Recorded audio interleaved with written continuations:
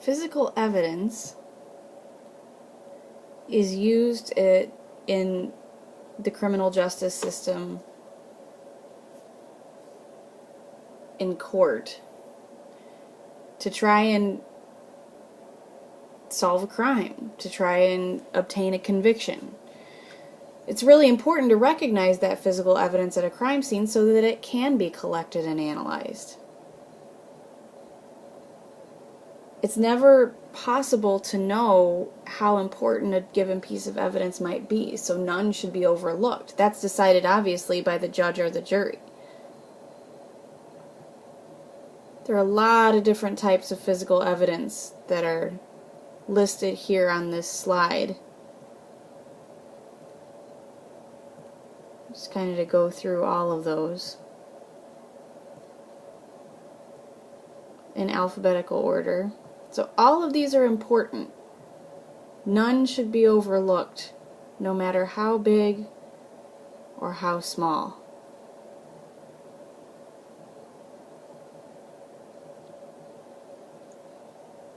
Multiple purposes of examining physical evidence include identification, which is determination of what that substance is, basically,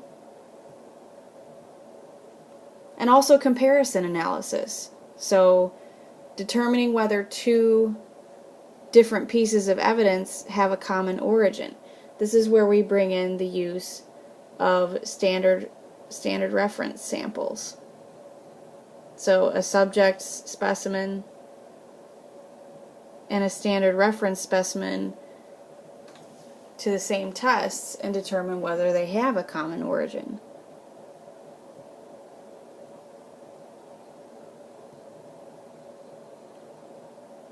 Crime laboratory is frequently asked to identify an illicit drug.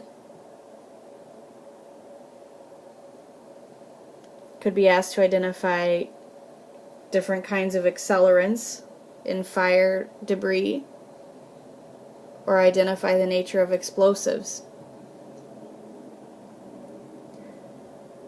Identification of blood, semen, hair, or wood are common, and the crime lab is asked to determine species origin. Is this dog hair? Is it cat hair? Is it human hair? And then again, comparison has the role of determining whether or not a suspect and standard reference specimen come from the same person or place. If they're subjected to the same tests and come up with the same results, then it can be concluded that they have a common origin.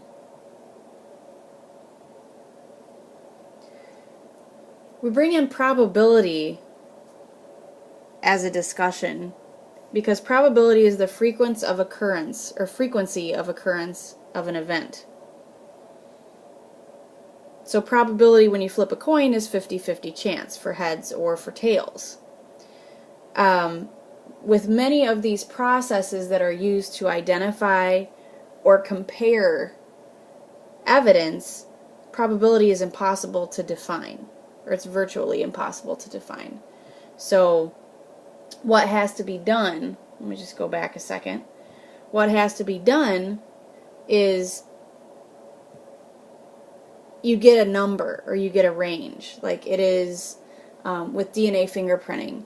The likelihood of two individuals having an identical DNA fingerprint is 1 in 1 quadrillion, roughly, which is, that number quadrillion is much higher than the general population of the world, the human population of the world. And so if you get a match, a DNA fingerprint match, it is very highly likely that those came from the same person.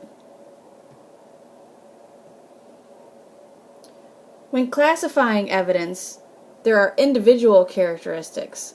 And this is where we bring in probability. Evidence that can be associated to a common source with a high degree of probability is said to possess individual characteristics. Class characteristics are associated with only a group.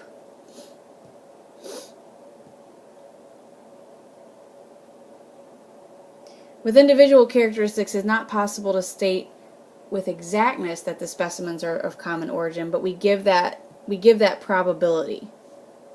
It's so high to defy the mathematical calculations or human comprehension, which is kind of what I was referring to with the DNA fingerprinting example I gave. Individual characteristics, there are some examples listed here. Matching ridge characteristics of two fingerprints, comparison of random striation markings on bullets or tool marks, random wear patterns in tire or footwear, handwriting, broken objects, fitting those back together like a jigsaw puzzle, the striation marks of plastic bags, making them come from the same package. And then we have class characteristics. Again, this is more categoric in nature. So the class characteristics are associated with a group, never with a single source. And then probability is a determining factor. So some questions that could be asked. What is the probability that nylon fiber originated from a particular sweater, or a paint chip came from a suspect car in a hit and run? There are lots of different sweaters that are made from the same material.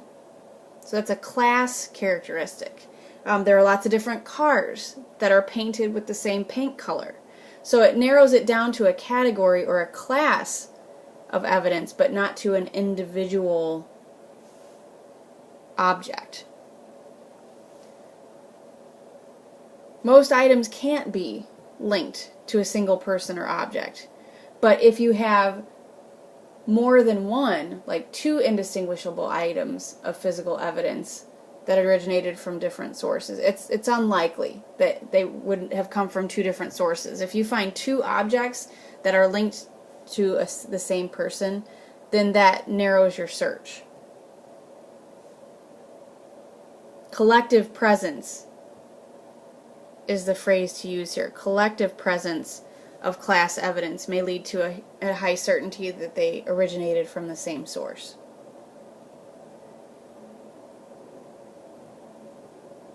How does an object cross over from class characteristic or class evidence to individual evidence?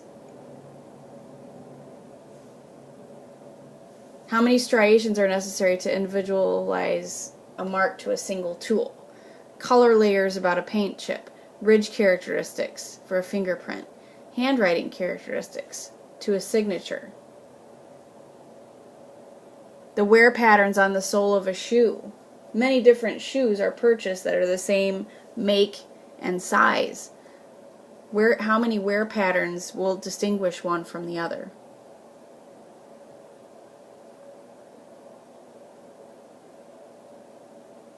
As you have different objects, like I said before, that link an individual to a crime scene, the likelihood of that individual's involvement increases as well.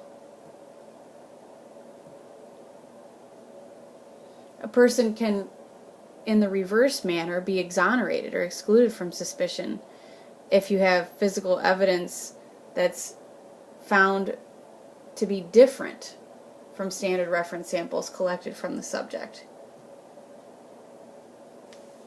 It's important to know the different forensic databases. You have IAFIS, Integrated Automated Fingerprint Identification System. You'll hear this referred to often as just AFIS. It's used for a fingerprint database. CODIS stores DNA profiles. At this point, it's from crime scenes, DNA from crime scenes and convicted felons.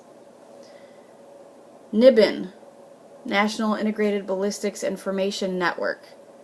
So we're looking at markings made by a firearm on bullets and cartridge casings. Try to link bullets and cartridges to a firearm.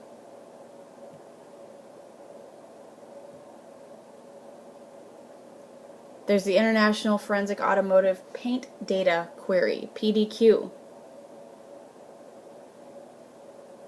Here we're looking at chemical and color information about automotive paints. So we're looking at car accident analysis, hit and run, things like that. SICAR, shoe print image capture and retrieval, is a shoe print database. All of this physical evidence is used to try and determine what happened at a crime scene. It's called crime scene reconstruction. So we're looking at the bullet entrance wound, shine a laser from there through the bullet hole, and then you search that path, that what we call trajectory, for evidence of the shooter. Did that shooter leave any evidence behind? Or can we find the evidence? According to Locard's exchange principle, it always happens. Can we find that evidence that the shooter left behind?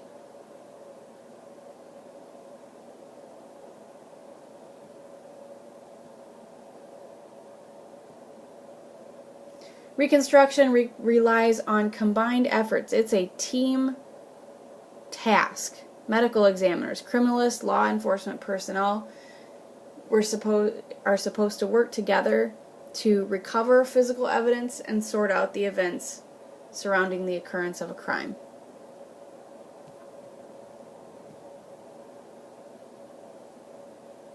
Again, physical evidence that's left behind plays a crucial part in reconstructing that crime.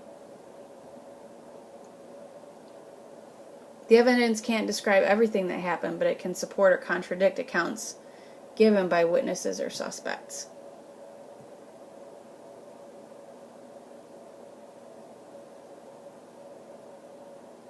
Information gathered from physical evidence can create leads, confirm the reconstruction of a crime to a jury. It's really important to collect and document physical evidence in order to properly reconstruct the crime. Multi-team effort. We need to find all the evidence that is pertinent. Connections have to be made to portray the relationship between the victim, the suspect, and the crime scene.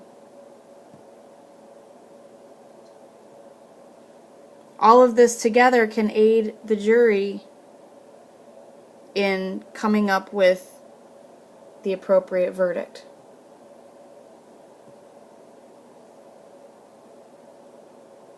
Physical evidence is the starting point, but then everybody all has to work together in order to be successful.